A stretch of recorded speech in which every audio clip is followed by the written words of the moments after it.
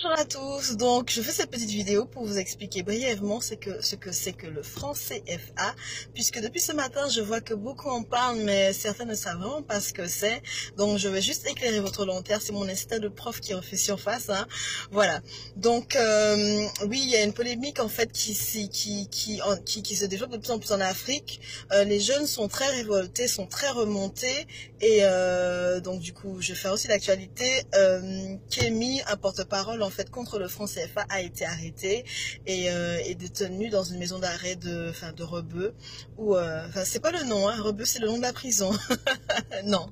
Et ce qui se passe c'est que les gens ne comprennent pas pourquoi il a brûlé ce billet qui lui a valu en fait cette arrestation. Je vais vous expliquer ce que c'est que le franc CFA. Le franc CFA est une monnaie qui a été instaurée par la France coloniale, donc l'empire colonial français au pays d'Afrique qu'il a colonisé. Donc c'est une monnaie qui est assez vieille. Auparavant, ce franc était appelé le franc des colonies françaises d'Afrique, franc CFA. Aujourd'hui, cette monnaie a pris un autre nom qui prend un autre sens, donc du coup c'est franc de la coopération financière d'Afrique. Je vous explique le concept du franc CFA. Donc, disons que je suis l'Afrique, que j'ai un partenaire en fait commercial qui est les États-Unis, et que là se trouve la France. Donc, je suis l'Afrique. Je vends, disons, une tonne d'or aux États-Unis.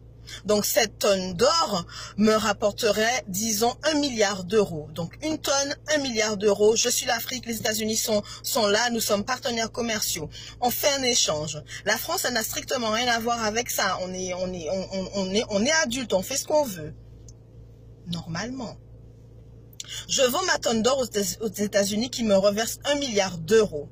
Sauf que les 1 milliard d'euros, je ne pourrais pas les toucher puisque c'est la France qui a le droit de recevoir tout échange commercial qui est fait entre l'Afrique, les deux zones de franc CFA d'Afrique. Donc la première c'est l'UEMOA et la deuxième, je vous le dis rapidement, l'UEMOA et la CEMAC. Et la CEMAC. Donc du coup ce sont les deux zones CFA d'Afrique, gérées par deux banques africaines. Donc moi, au lieu que les 1 milliard me soient versés à moi, à mes deux banques, à mes caisses, là, tous les 1 milliard sont versés à la France. La France agit comme un père tout puissant, en fait, qui gère les finances de la zone franc CFA. Sur ces 1 milliard, la Banque de France va décider de la somme qu'elle voudra bien me reverser. Oui, je sais, même si c'est moi qui ai produit l'or, même si c'est moi qui ai produit, qui ai cherché le partenaire commercial, c'est quand même à la France en fait de décider. Donc du coup, si elle veut me reverser 10 000 euros sur ces 1 milliard, elle est tout à fait libre de le faire. Je vous explique pourquoi. Donc, le contexte. La période coloniale, elle est terminée. La France entre en guerre contre les nazis, la Seconde Guerre mondiale, 39-45. La France, elle est extrêmement appauvrie. Il ne lui reste plus rien, sa population a diminué, il faut tout reconstruire. Comme par hasard, les pays d'Afrique décident quoi? Qu'ils veulent être indépendants. Sauf que ce sont les pays d'Afrique qui fournissent toutes les ressources, qu'elles soient minérales ou purement économiques, à la France. Donc du coup, la France, elle a peur. Elle a extrêmement peur, elle a les chocottes. Qu'est-ce qu'elle décide? Le général de Gaulle décide de donner l'indépendance. Enfin, quand on dit donner, non. Parce que, bon, les pays d'Afrique se sont vraiment battus, se sont sacrifiés pour leur indépendance. Le général de Gaulle concède bien à un compromis. Donc, du coup, le compromis, c'est quoi? On vous donne votre indépendance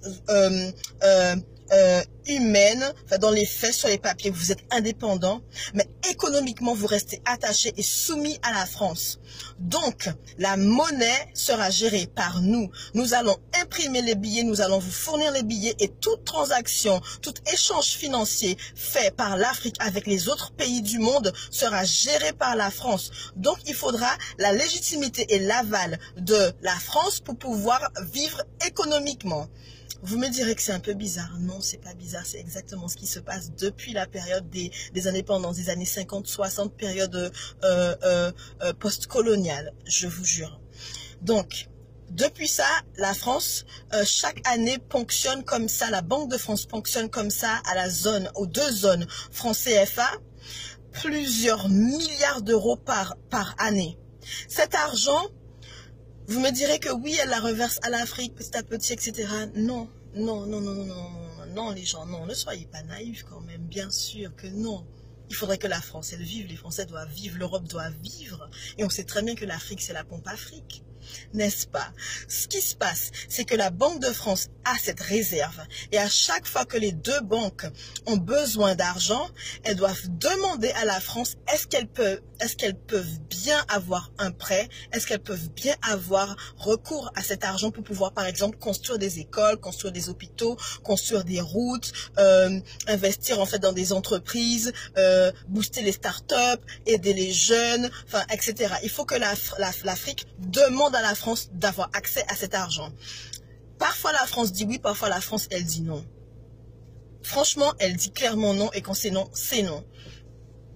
Par la suite, vous me direz, mais pourquoi l'argent est là et où part cet argent? En fait, l'argent, il est réinjecté dans les caisses de la sécurité sociale française.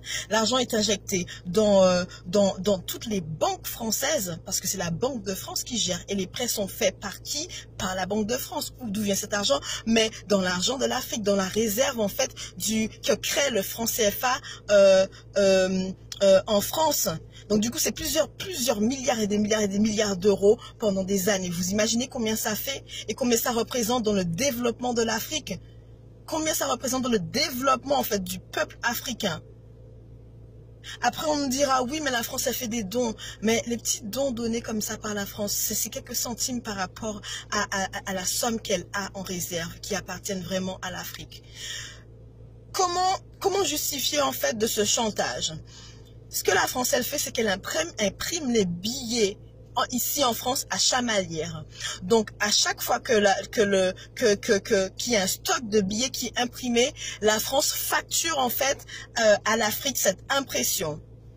Vous me direz, mais oui, mais l'encre et le papier, ça coûte pas aussi cher, ça coûte pas des milliards. Effectivement, ça ne coûte pas des milliards. Mais pour justifier de cela, la France dit à l'Afrique, on imprime les billets, donc c'est nous qui décidons combien nous allons vous donner et combien on prendra sur la réserve légalement. Légalement. D'accord? À chaque fois qu'un chef d'État est élu par le peuple et veut sortir ce peuple de ce chantage économique et de cette agressivité coloniale, il est soit tué, soit il y a un coup d'État qui est toujours orchestré par les pays européens. Et on nous dit, ah oui, mais c'est un dictateur. Sauf que le vrai dictateur, il ne dit pas son nom. Le pompier pyromane ne dit pas vraiment son nom. En réalité, il sait exactement qui il est et ce qu'il fait. C'est un système qui est organisé. C'est un système qui est un peu semblable au système qu'on a instauré aux Antilles où ce sont les béquets qui contrôlent tout. Ils font flamber les prix de l'agroalimentaire et les autres n'ont pas le choix. On est obligé de survivre, on est obligé de vivre. Donc on fait quoi? On paye. On nous fait croire que c'est l'octroi de mer qui justifie en fait ces taxes exorbitantes. En fait, en réalité, ça ne coûte pas si cher de faire venir un produit d'ici à aller là-bas. Non, on aurait pu également se fournir en denrées alimentaires et en pétrole, soit au Venezuela ou dans toute l'Amérique du Nord et du Sud. Mais on ne nous le permet pas. Comme au temps de la colonisation, durant la période coloniale, où les îles n'avaient pas le droit de commercer entre elles, où les esclaves n'avaient pas le droit non plus d'avoir des rapports avec des esclaves d'autres îles, puisque sinon ça créait une sorte de solidarité et l'unité, ce qui mettrait en péril le pouvoir colonial. C'est ce qui se passe toujours en Afrique. Voilà pourquoi Kémy est aussi révolté, voilà pourquoi la jeunesse africaine, elle est aussi révoltée. Leur argent est pillé. En plus de piller l'uranium, le pétrole, l'or, le diamant, le nickel, le cuivre, le fer, le bois, enfin toutes les ressources minérales de la terre